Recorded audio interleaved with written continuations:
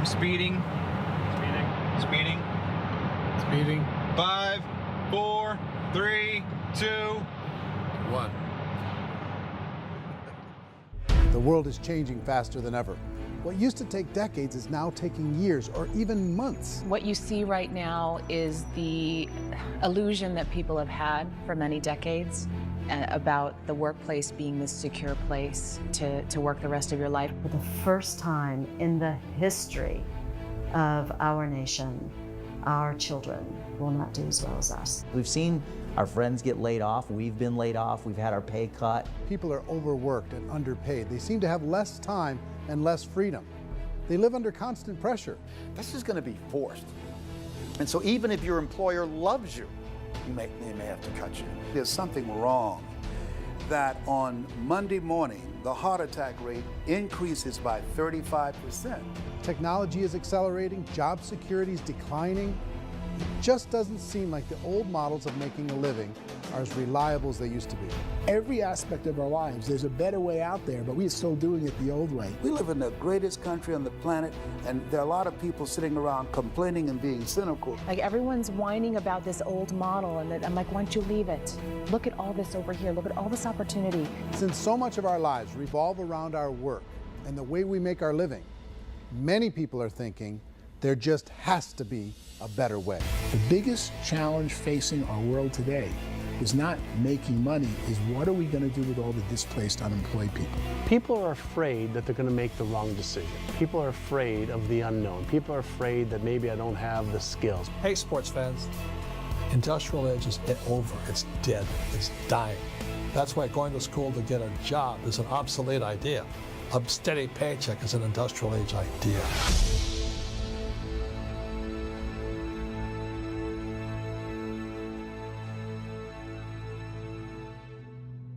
It's the search for answers that has brought us here together today.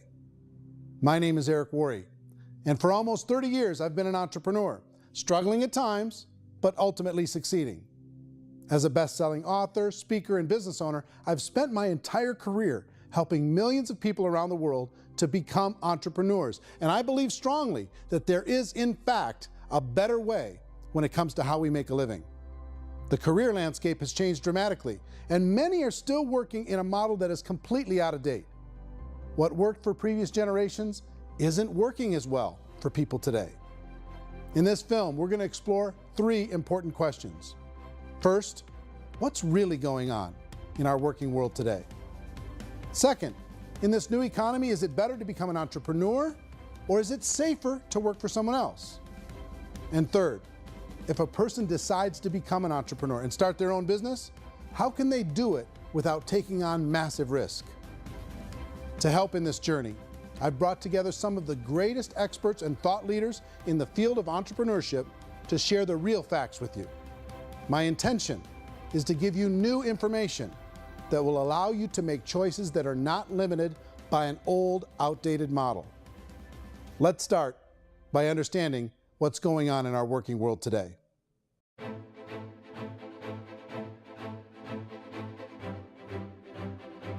Let's look at unemployment. 30–40% of the people are honestly not working, but would be working.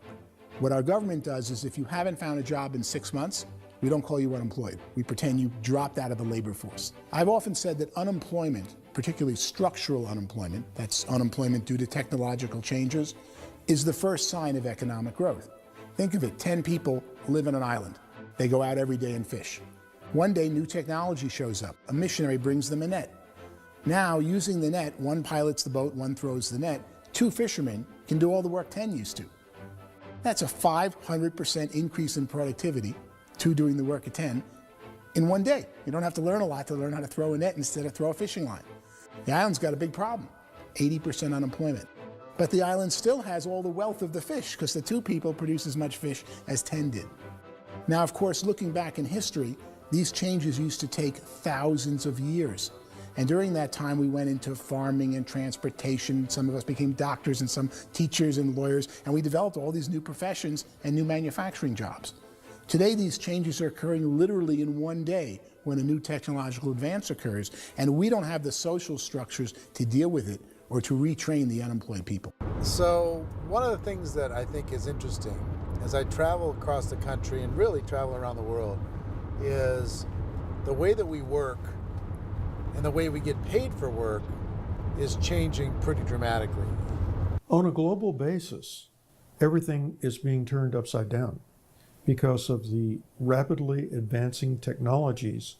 They are eliminating many jobs, and we have been left with many people not prepared for the jobs that exist. A lot of demand in public companies was to squeeze out all the fat and to get just as much margin as we possibly could, and fat equals humans. So this idea of job security in information age is so obsolete, but it's still taught inside our school system, and that's where the problem starts. There's no financial education in the school system, and people are still trained to be employees who work for that paycheck. This is a chart on the middle class.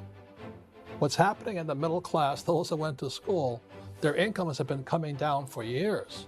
And parents still say to their kids, go to school, get a job. Now what happens to all those middle class people who are dropping off the ends of the chart? Well, they become what's called working poor. And this is what happens to working poor. But they say poverty is ending. Well, poverty may be ending, but working poverty is going up. And this is food stamp usage. So food stamp usage in America is going through the roof right now, because people cannot earn what they call a living wage. Most people have experienced financial pressures that I think are probably greater than they have been in the past. If you're not working for yourself, then it's going to be a pretty hard road for a lot of people. Today, if you're going to control your future, the 40-40 plan is gone, where you can graduate from college and get a job and work for 40 hours a week for 40 years. That day is gone. So some of these charts actually tell you what's going on. And this is a really interesting one, you know. People are going back to school because if I go back to school, I'll get a nice job. But this is what's happening to, it's called Sallie Mae, which is the student loan guys. Student loan is going through the roof. It's now over $1 trillion, and student loan debt is worse than credit card debt. So when people stopped using credit card, the government got people into student loan debt. And the problem with student loan debt is you can never be forgiven. See, with credit card debt, you can declare bankruptcy and all's forgiven. But student loan debt, you can declare bankruptcy, you still owe it. It's the worst of all debt. But this is the next picture. Look at this chart here. This is what's happening to wages of college graduates. It's going down. So you go to college, you rack up all this debt, but you earn less money. Now, that's not that intelligent. Average person who's been working a lifetime in America today is ending their lifetime at 65 with about $41,000 in assets. They earned just enough to survive. I think in the United States we have something like 17 trillion in debt. That's just the federal government debt. We got another 2 in municipal and in other, let's call it almost 20 trillion government. We've got 40 trillion in private debt. That comes up to close to 60 trillion. When you then add something we never had before, what you were talking about, when we look at the unfunded portion of Social Security and primarily Medicare, Medicaid, that, at the most conservative estimates from outside firms, Kleiner Perkins, 67 trillion and growing. That's more than all our other debt. There's less conservative estimates that say it's 84 trillion or higher. I added up conservatively $127 trillion in total debt. Debt is a financial drug. When you take it to excess, it's like taking a drug. Yeah, it makes you feel better, it enhances your performance, but at a huge cost, eventually it kills you. And so that's what happens. We keep doing more and more debt, and you get less and less results, just like a drug, until the debt gets so high that it crushes the whole system. That's where we're at, 8.2 times GDP. You know who I feel sorry for? I feel sorry for the person who dreads going to work, who is sick to their stomach on Monday morning, who hates their alarm clock, who gets a little glimmer of hope on a Wednesday because it's hump day and says, thank God it's Friday. And they live for those 2 days a week where they get to be themselves and they don't have to be around people they don't like, and they don't have to play the political game in the office, and they don't have to live this half life. The person that works 50 weeks a year just to be able to have the 2 weeks for vacation. And you know what happens to most of them? Nowadays, they don't have a vacation. They have a staycation. They have time off of work, but they don't get to go where they want to go because they're overextended. They've got all this debt. They got all this situation. They hate their alarm clock. They can't sleep until they're done. They have to spend most of their life in traffic. I feel sorry for that group of people because there's a better way. They just don't know it. I see this really interesting attempt at rugged individuality in a 6x8 rectangle. And I feel like you're all the same, except for the little push pins of the pictures. There's different pictures. Yours is named Jenny and his is named Sujara, but it's the same people. And this is how they are, and they're just like the zombies, and there's no joy in there, there's no fun. There's always like the wacky woman who decorates her cubicle, and that's the most she can do there. You got to give her credits, right? The wacky cubicle woman. The basis for their life is worry.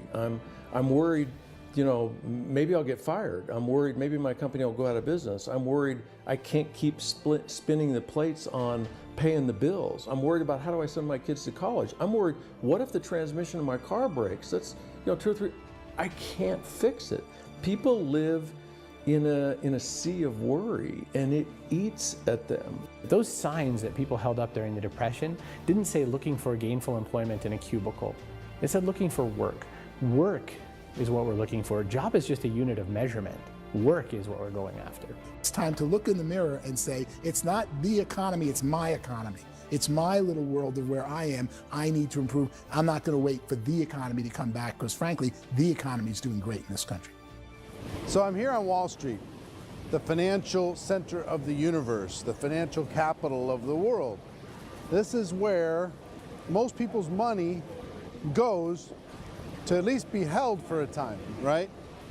With interest rates in banks being effectively zero, and many experts are predicting it's going to stay at zero for the next 10, 20, even 30 years, people feel like they don't have any choice but to put their future into equities, to put their future into the hands of other people on this stock market, and hope that the stock market goes up, hope that the stocks that their advisors pick or that they pick goes up. That's one way to go, I guess. It's my personal belief that if you put your future into the hands of yourself, in other words, you have earning power by yourself, I think you're a better investment than these guys. I think you controlling your future is a better option than handing over your retirement to these guys. The average household income in the United States is approximately $50,000 a year, what they call the middle class. To reach the top 25% of income earners, you'd need to earn at least $90,000 a year. To reach the top 10% would be a household income of $140,000, the top 5%, $190,000, and to be in the top 1%, you'd need a combined household income of at least $380,000 a year. So here's the question. What do you think would give you the best chance to move up and get to the top 10%, the top 5%, the top 1% or beyond? In my opinion, and in the opinion of many, many experts, the answer is to become an entrepreneur, to become your own boss. I think you have to be a business owner. I can't, the only time I ever say to someone it'd be great to be an employee is when they've already told me they've surrendered. I only tell people who are wounded spiritually that they should be an employee. And it's that feeling that you get when you pick up the backpack off the little Cub Scout and say, "Don't worry, little guy, we'll get you back to the camp." You know, it is in no way a kindness when I tell someone they'd be a great employee. The other status symbol really increasingly is lifestyle. I mean, people can own their own business, maybe even work out of their house. That, I tell you, people admire that, like, gosh, I wish I could do that. The spirit of the entrepreneur is to be a risk taker and to be resourceful and unstoppable and to have a vision of yourself beyond where you are and not willing to settle for life as it is. Think about the great entrepreneurs. They're visionary. They have heart. They're willing to do today what others won't so they can do tomorrow what others can't. Personally, I don't think of the new economy, the old economy. I create my own economy. The entrepreneur's in control. I decide what the economy is going to be like. In the world of entrepreneurship, there are no limits. You can make as much as you want depending on how much you want to work and how smart you are and how great a team you put together. There's no more lifetime rewarding business than being an entrepreneur. Why in America, where anyone could be anything, would people want to give up their freedom and become effectively a modern-day slave, told shut up and be here every morning at 7:30, leave at 5:30, and do what I tell you? If people decide to become an entrepreneur and work for themselves, they have some traditional options, but they're riskier than you might think. Any kind of a retail business, retail build-outs, is extremely expensive. Even just these small little yogurt stores where they're putting little yogurt machines and you get all the different flavors, you're spending $200,000, $300,000, $400,000 to open a yogurt shop. I would love to buy a Dunkin' Donuts, but it's $500,000 or so to start. I don't quite have that just in case money. Risk you can lose it all, and most guys do 2 or 3 times, and even big guys like Branson, because I'm such a fan of his, half his companies don't work. If you make $1 million, your problems are going to go. If you make $1 billion, your problems are really going to go. Just the opposite. You and I know when you're making $1 million, you got $1 million responsibilities. You make $1 billion, you got 1,000 times $1 million responsibilities. And most people say, I'd love to be my own boss. 70% of Americans would love to be their own boss, according to recent polls. But they don't know how to get there. Because what are you going to do? One, you could buy an existing business. If somebody's selling an existing business, you have to ask why. Usually because it's probably hard. It's probably not making as much money as they hope. 2, they could buy a franchise. A little less risk, proven system, but it's expensive to be able to do that. 3, they could start something from scratch. And that's where a lot of people feel like, I don't have the chops to do it. I don't have the money. I don't have the product idea. I don't have the expertise. I don't have whatever it's going to take to be able to get there, and I can't risk my family to do it. So, 4th, they could become an investor.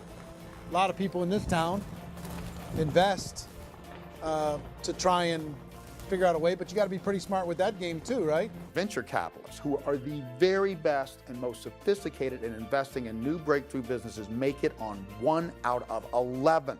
That means 10 out of 11 are mediocre or fail. Most of them fail. That's the risk there. An angel investor is lucky to get 1 out of 15 or 20. A business is a team sport. Like, I have to have accountants, I have to have engineers, I have to have system designers, I have to have sales, marketing, I have to have accounting, I have to have mission statements, I have to have legal and all that. The average Joe Schmo, even me, I go out there, I don't have the skills to put a business together. I think the bottom line for the 4 traditional options is they take money, sometimes a lot of it. They take expertise, and they take time. All of that adds up to just too much risk for most people. I bought a business from somebody else and it was a lot of work. And you start wondering, what did I just buy? Because I guess ultimately I own your email list and I just overpaid for it. People that start their own business, they spend a lot of money, they spend a lot of time, a lot of effort to get things started. And the more you invest on the upfront, the harder you typically work at it. Well, I can tell you what the success rate is of a restaurant. What is it? They're crazy enough. About 90% of them fail. About 90%, in how quickly? Year less. Wow. And if we're talking non-franchise, we're talking franchise, Sure. That's totally different. Yeah. But our students aren't getting franchise restaurants. You got to invest big money. Exactly. And with someone like McDonald's, you've had to work with the company for a long period of time, really know the To even have a business. chance at investing $1 million. Have a chance, and it's a slim chance. What if there was a way that you had all the proven aspects, the comfort aspects, and you could still control your own life? What if there was both? In other words, you didn't have to create everything from scratch. You didn't have to be a super leader. All you had to do, what if there was a proven product already? You didn't have to create the product. And there's a proven system already, proven training already. Everything except an employer. That was the only thing that you didn't have. Do you think more people would be open to working for themselves in that environment?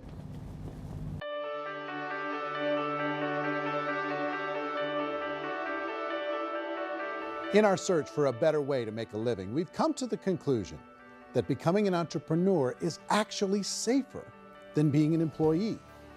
And through our look at the entrepreneurial options, one particular path kept coming up from expert after expert. And I think most people will find it surprising because it's certainly a non-traditional business model. That model is for people to start their own business and become an entrepreneur through the creation of a network marketing business. Some people call it direct selling because the product is being sold directly from the manufacturer to the end consumer, cutting out the middlemen. Other people call it multi-level marketing, or MLM, because there are multiple levels of commissions paid. The most common term today is network marketing, because network marketing best describes using a large group of independent distributors, independent entrepreneurs, to move a product or service more efficiently. So my friend here, Donald Trump, and I, we always write about the network marketing industry. And the reason we support the network marketing industry is because it really is a business school for entrepreneurs. Because most people come out of school looking for a paycheck. Oh, that's terrible. I went to network marketing like that. I think if it didn't exist, we should invent it. It is that good. I think direct selling is a great way to do business today. It's very easy to get into that industry, and you can be self-employed, be in effect an entrepreneur. When we see multi-billionaires adding network marketing companies to their portfolio of companies, that would be a clue. When we see people who are very famous authors and very famous business people endorsing the industry, that would be a clue. These network marketing companies aren't $50 million companies, they're billions and billions of dollars. They lead the stock market, they're major companies. When we're going to get it? You know, and you're going to school to work for a paycheck, but if you want to be rich, be an entrepreneur, and network marketing gives you the spirit to be an entrepreneur. A traditional company will spend up to 50% of their total revenue on marketing. Network marketing companies use a different approach. Instead of having all that extensive marketing expense, they utilize a network of independent distributors to do the marketing for them. Now, why do they do this? First, because word-of-mouth advertising is so much more effective today than traditional media advertising. Second, some products need to be explained or demonstrated, and an independent salesperson can do that more effectively than an ad campaign. Third, it's completely efficient. The company only pays for the marketing of their product if a sale happens and not before. Imagine if Amazon allowed you to become an independent distributor and paid out 40% of its revenue to that distributor group. All you had to do as a distributor was recommend a product, and if a person bought it on Amazon, Amazon would take care of all the logistics, and you'd get paid for bringing the customer. Now imagine you got paid for every purchase that customer made for the rest of their lives. Well, Amazon doesn't offer this option, but network marketing companies do. 85% of all buying decisions in our society are made as a result of word of mouth or reputation. We're recommending things to each other all the time. You know, who's your dentist? Who's your doctor? Who's your lawyer? What detergent, are you using? What legal system are you using? What product are you using? We're talking to each other about the things that we love anyway. When you go into a big box retailer, you're lucky if the clerk looks you in the eye, much less gives you any detailed or accurate information about what you're purchasing. So of course, this personal information, this education coming from a friend, a neighbor, a relative, or even a stranger, but one who has experience with the product is extraordinarily valuable. As a matter of fact, network marketing can educate consumers probably better than any other form of marketing. It certainly can do better than advertising, because advertising usually has a certain hype to it, and you can only get limited information. So, network marketing trumps advertising. If you were a typical sales company and you wanted to sell $1 million a month worth of product, you might go find 100 superstar salespeople. The quota would be $10,000 a month. So network marketing as a distribution system just flips the numbers.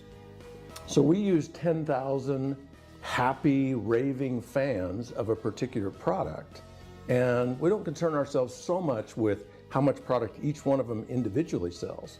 If they sell just $100 or $200 a month, and there's 10,000 of them, you're selling $1 million to $2 million a month worth of product. And that's the best way I can explain how network marketing works. This is the marketing arm of the company.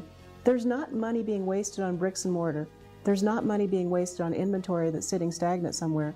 There's not employees standing around that don't have customers. These are people that are going to connect with customers. These companies allow people to become independent distributors for extremely low cost and with no minimum time or sales quota. Essentially, they own their own business and can provide as much or as little sales as they choose. In other words, the distributor gets all the benefits of traditional business ownership without the risk. The advantage of network marketing is the ease of entry, the low risk, and the low startup cost, because almost everything else has very high risk. You can get in for a minimal investment. You're buying into a system that's already been proven, products or services that have been proven to work. The keys to network marketing is providing an opportunity for the masses to get involved, providing an opportunity for the average person who doesn't have the resources to start their own business. All of this so far is fairly straightforward, but network marketing offers another benefit, and it's this benefit that makes it so interesting for entrepreneurs. Network marketing allows a distributor to build their own network of other distributors and then compensates them on the sales created by that entire group. Direct selling is, at its base, very simple. It's the sale of a product or service to an individual on a face-to-face, one-on-one basis, just the way we're talking right now. But there's an important element as well, and that's the offering in conjunction with that sale of product, the offering of an opportunity for someone to make something of themselves. No matter what your social status is, no matter what language that you speak, I mean, look how many unbelievable people are becoming successful that speak every kind of language out there. What an awesome gift to give the world. Instead of having to work your way up in a system and prove that you could be a sales manager, they just decided everybody can be a sales manager. Everybody gets to build a sales team from day one. And so what that brought into the system of growth as a direct selling company is the concept of compounding or geometric progression. Because now you can actually grow a sales force very quickly because everybody is enrolling people in their own sales force. People who are like, oh, this is weird, I'm building a sales team, or what do you think you do at a regular company? How do you think a regular company works? Network marketing is the only industry that doesn't say your past determines your future. It looks at your past and says, okay, now what can we train you to do so you can have a great future?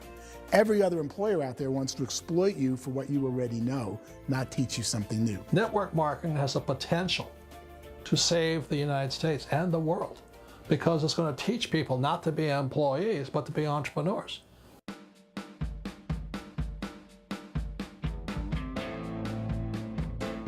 According to the Direct Selling Association, if you add up all the network marketing companies around the world, they combine to do over $178 billion a year in retail sales. To give you an idea of how big that really is, the NFL, the National Football League, does approximately $9 billion a year. The music industry does a little more than $16 billion a year, and the movie industry does about $80 billion a year. Using a conservative average, network marketing companies pay their distributors about 40% of that $178 billion in the form of commissions, which adds up to more than $71 billion a year. That's almost $6 billion a month. It's almost $200 million in commissions every single day. So it's certainly working, and people are making serious money in network marketing. With the growth of the direct selling industry over the last 10, 15, 20 years, we've seen a broader understanding of the channel. We have seen more and more people getting involved in the business, so our penetration in the marketplace has increased, and thus the understanding in the marketplace of who we are has increased. And we've seen non-direct selling companies look at the direct selling model and say, something's going on there. People are making money, companies are being profitable, individuals are being motivated, product is being delivered to market. Maybe we should explore this. Some people think only the people at the top make money. Well, let's take a look at that as well. In the network marketing profession, there are roughly 500 people in the world who earn over $1 million a year. If you round that number up to $2 million a year, that adds up to about $1 billion a year. That takes the $71 billion paid out each year down to $70 billion. So where does the rest of the money go? The vast majority goes to part-time people making anywhere from a few $100s a month to many thousands of dollars a month. It goes to people who choose to make it a full-time career move and earning even more than that. Every day, people are using the money they earn through network marketing to pay off debt, have more fun, and improve the quality of their lives. Everyone I know in network marketing has been doing that since the 50s. They go to work when they want to go to work. They stop working when they want to take time with their children to have a leisurely breakfast and discuss issues and driving to school. They go back to work when they get home, wherever they're working out of. The biggest thing that I've seen is people that have become much happier in their life. MLM has probably made more millionaires of more people in more countries, and I've spoken to them in 67 countries, than any other single form of business, starting from nothing. If they have a choice between working a job for the next 10 years or working a network marketing business for the next 10 years, the result of working the network marketing business will be better. A lot of people within the industry go on and make this a career and do extremely well at it. Network marketing has been nothing but good for everyone I know that's been involved with it, because they did it seriously and they played full out and they've been very successful. It's been a constant barrage of success stories and people showing off stuff that they got as a result of it. How many people are involved? Approximately 16 million Americans and 96 million people around the world are currently participating in network marketing.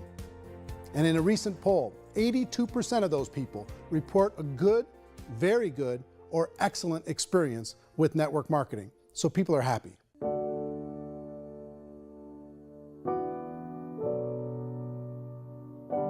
So I've taken a look at the network marketing profession and really tried to understand why so many people are confused as to the validity of this as a business. One is this pyramid shape. People get really messed up with this pyramid. Oh, it's one of those pyramid things. So I just think there are a lot of haters out there who really don't understand the industry and say, oh, it's a get-rich-quick scheme. It's a pyramid. Well, corporate America is a pyramid scheme. You know what I mean? It goes like this. You have thousands of MBAs, let's say working for Ford or General Motors or Coca-Cola. If all these MBAs are all trying to get to here, that's a pyramid. Only one guy's going to make it. Every 10 years, one's going to make it. Whereas you look at network marketing, it's like this. So you're here, and your job is to develop other CEOs coming up behind you. So it's an inverse pyramid. In network marketing, it's a very simple concept. If you sell product, you get paid. It is paid based on production. There is no first mover's advantage. There is no investment component where the more somebody spends, the more they're entitled to make. So the two are polar opposites of each other. It doesn't matter what shape the company is or the compensation plan is shaped, whether it's a circle or a pyramid or a triangle or a trapezoid, it doesn't matter. If compensation is coming primarily from recruitment, then you've got a problem. On the other hand, if an operation is basing their compensation to participants on the basis of sales, even when those sales are generated by people you've recruited, well, then you're a perfectly legitimate enterprise. That's the legal test, it's the practical test. Another issue that's been true in the past that is no longer true now is people used to be in network marketing loaded up with products that they couldn't sell, and they ended up a loser. They ended up with a bunch of product in their garage, they ended up with a bunch of products sitting in their kitchen shelves or whatever, and they thought they could sell it, and then they weren't willing to or able to sell it, and they ended up with a bunch of stuff, and they were bitter about it. There was this thing called front loading where you had to buy if you bought $25,000 worth of product, you got better commissions and all this. Today, it's almost all done by computer. It's direct mail, comes from a warehouse somewhere else. You don't have to have all this inventory. You don't have to stock up. It's a paperless world now. Most of it's done online. You have a back office. It really works. And I mean, the technology has changed everything. Third issue is people start talking about 99% of people in network marketing don't make any money. Well, we've talked about that over the course of this journey together. Almost $200 million a day is being paid out to network marketing distributors around the world. The naysayers, the people who say that it doesn't work, are usually the ones who just don't know how to make it work for themselves. And so they're giving you an opinion, and I tell people, don't confuse people's opinions with expertise, because opinions are free. And don't confuse sincerity with the truth, because people can be sincerely wrong. But here's the reality inside of network marketing. The vast majority of people that get involved in network marketing just become customers, and they get involved to be able to purchase product at a lower price. If you take Costco as an example, if a person goes into Costco and gets a membership to Costco so they can get a lower price on the product, we don't call that person a loser because they have a bunch of product that they walked out with with a smile on their face. Yet when some people want to take a look at network marketing, they say, well, those people, they're just using the product and they aren't earning an income, so they must be a loser. They're not a loser, they're a happy customer. That's the vast majority of people that are involved in network marketing. Now, a smaller percentage of those people decide to go build a business. They earn $300 a month, $500 a month, $1,000, $2,000. That's the bulk of earnings in network marketing. And then there's the few that really decide to take it serious, really decide to build a large network, really work to make that network very, very productive. And those people make huge amounts of money and there's no cap. What I do as an outside economist, just somebody looking at this industry like any other industry I speak in and say, look, what's the realities of this? 1% do incredibly well. 10% generate some additional income at pretty low risk and effort. That's not, and 90% of people roughly end up customers. One thing that I think is real when it comes to people's perceptions about network marketing is people put this, and distributors, I think, involved in network marketing have some responsibility for this.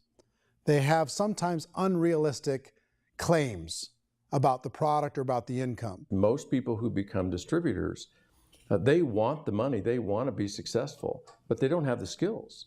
They don't know what to do. And when people don't know what to do and they're in a new business, they're scared. And when they're scared, they panic and desperation kind of sets in. So they think everyone they talk to has to get in. So if I talk to you and you say, well, no, I don't have time to do that, they're like, no, I need you. You have to do this or I won't be successful. So I start clawing on you. I start that desperation. So then I start making claims about the product, which are not appropriate, probably not even true. Or I start saying, oh, let me show you how you can make all this money and you don't have to do anything, Eric. And so you just totally misrepresent the opportunity, and you're clingy with people because you think you need everybody to be successful, and you don't. You know, one of the messages that I try to deliver most forcefully to companies as well as salespeople in direct selling is that you don't have to overpromise. The reality is in network marketing, there's a lot of hard work involved. There's a lot of effort. You're going to have to develop yourself. It's a business like anything else. It's going to take some time, but in my opinion, it's better.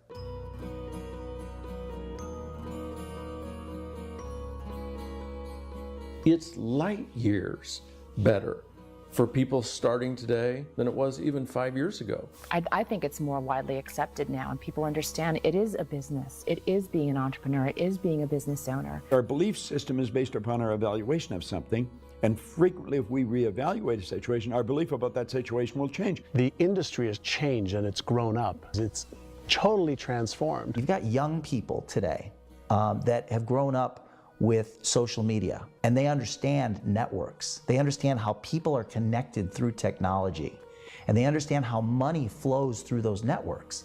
So when they see network marketing, they don't see it the way their parents saw it. And we've all learned, the larger industry that you represent, has all learned from those mistakes and flaws and errors that have happened early on. Early algorithms didn't work the right way.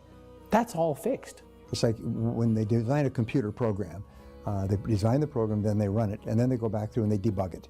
The MLM industry has been debugged. This is the day of being virtual, being able to run a business from your mobile phone. I mean, it's incredible. Companies are getting smarter. They're implementing more consumer protections. They're implementing more compliance training. They're doing more with respect to product research. If you do get involved and you make purchases of inventory, even on a voluntary basis, if you decide that this business is not for you, you can leave and have that inventory repurchased by the company. There's no other business that offers that kind of protection on a voluntary, self-regulatory basis.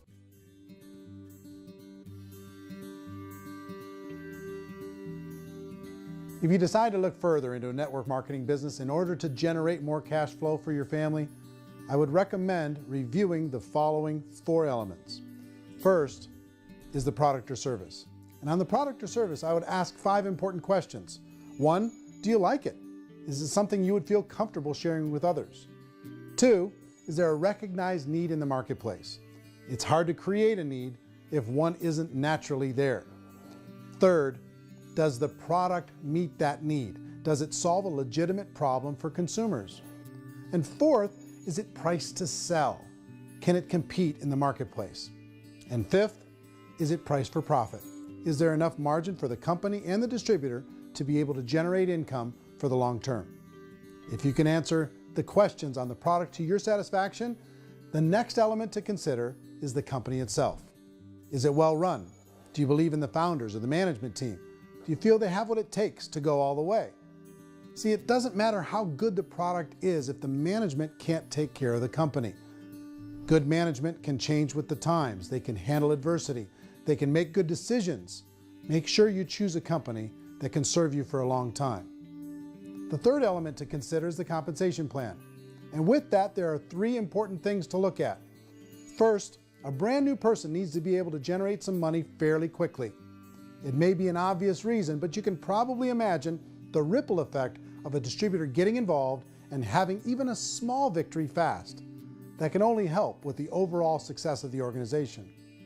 Second, a person should be able to develop a moderate part-time income in a reasonable period of time. As they develop their network and as their sales grow, they should be able to enjoy more benefits. And third, for the people who are really serious, for those who decide to really go pro in the network marketing profession, there should be the possibility to make a serious full-time income if they work hard and are committed to developing their skills. If you're comfortable with the product, the company, and the compensation plan, the last thing you should look at is the support that will be made available to you. Does the company have a website? Does it have a solid online reporting tool? Do they have comprehensive training available? Do they host events to help you build your business? If you decide to do this, what kind of a support system can you plug into? Choosing a network marketing company is a personal decision. But evaluating the four elements of product, company, compensation plan, and support is a great place to start. Is the company promising that you're going to get rich quick or that you can make a lot of money without a lot of effort? That's a red flag. Is there a product that you really believe in that you think can be sold? Or are you being told by salespeople or the person who's trying to recruit you or by the company itself that don't worry about the product, all you have to do is recruit other people into the business? Red flag, warning sign. If you're hearing that, take a second or even a third look. Get to know the customers, the products, the business, have some success, and see where the opportunities might take you to move up in the organization. You want to find out how concerned are they about my education, my training, and my development? Is there a space for me to grow? Most important question. Learn everything that you can about the product. Make sure it's something that you believe in, and learn everything you can about the industry and work that system. You have to be very passionate about whatever that company is doing. I would get involved. You can always test drive anything, you know, the product, the service, the community, and then lean into it a bit. If it feels good, then lean into it a lot. Behind me is the Lincoln Memorial. And this is a place where Martin Luther King Jr. had his famous "I Have a Dream" speech. And at that speech, he talked about his dream for equality for everyone around the world, and that's a noble dream. But I think more people need to remember what it was like when they were kids and the dream was still alive in them, before it got beaten out of them by reality, by this paycheck, by these responsibilities, and by having to live for this job to pay the bills. I think people need to remember that, go back to that. Once they know that there's a better way, I think their future is going to be much brighter. They can live a better life.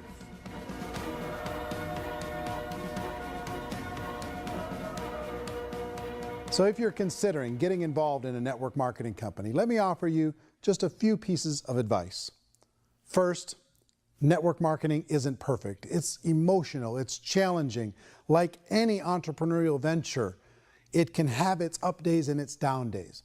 But if you have an entrepreneurial bone in your body, it's just better. Second, if you're gonna do it, decide to be professional. Decide to go pro. It's better to do that than just be this amateur sticking your toe in the water. Third, as any professional, you're gonna have to learn some new skills. And I promise you, inside of the network marketing profession, they're not too difficult to learn. Fourth, like anything worthwhile, it's gonna take some time. Don't expect that you're going to get to the finish line right out of the gate. And fifth, it's worth it. It's worth it to be able to take charge of your life again. It's worth it to be able to control your own financial situation. It's worth it for the people you're going to be able to spend time with. It's worth it for the things you're going to be able to see and the experiences you're going to be able to experience. It's worth it for the causes you're going to be able to contribute to, the lives you're going to be able to touch, the customers you're going to be able to help, the friendships you're going to be able to develop. I promise you, it's worth it. Remember, most people are searching for answers just like you are. But I do have to tell you the catch to network marketing. If there is a catch, if you want to understand this from an emotional point of view, people say, well, it sounds too good to be true. It's not, it's hard work. But here's the catch. Most people still don't understand it. So you're going to have to endure the loss of social esteem from ignorant people. The uneducated will think less of you. Now, if you can handle that, you're on your way. If that's going to destroy you, you know what? Entrepreneurship in general probably isn't in your future. If you can face that catch, you can become unstoppable. I want everyone to really contemplate this if they're not in network marketing. You're in a job, you probably have a mortgage, you have rent, you have debt, whatever's going on. You're in a prison. You work just hard enough to keep them from firing you, and they pay you just enough to keep you from quitting. Come on! I've been there, done that, and bought that t-shirt. In network marketing, if you run into failure, it's really just a homework lesson for yourself. There's no one to blame. You really have no excuse not to be successful. You just don't. People don't want to hear that, but there's so much available to you. If you want to be a good network marketer, be a student to the people above you, be a fellow traveler to the people on the same level, and be a teacher to those below, and know when it's appropriate to do which. People who are not afraid of asking people to buy things, or not afraid of persuading people with a chance they may say no, these people own the future. Nothing happens until something moves. So you got to go move, you got to go do something, or nothing's going to change in your life. In the beginning, you're going to do a lot of things that you don't get paid for. But as you go down the road, you get paid for a lot of things that you don't do. And your job is rehabilitate the spirit, the entrepreneur spirit in all of us. You get it back. Either give it a strong yes or a strong no, but no wishy-washy, dilly-dally stuff in the middle.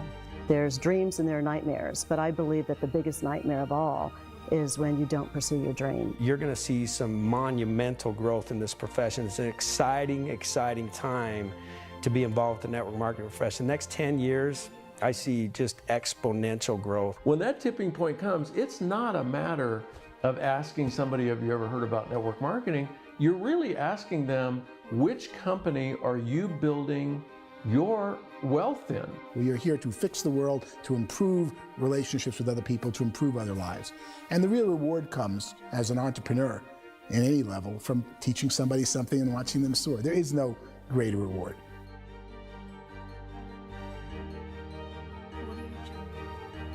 Life's too short to spend it living someone else's dream instead of your own. It's too short to spend it living at a fraction of your potential. Can being an entrepreneur be a challenge at times? Sure. But here's what you get in exchange. It can be yours. Something that you built, something that you created, something that you made happen. This balloon represents your dream. It represents entrepreneurship. My wish for all of you is that you would reach out and grab it. The choice is up to you.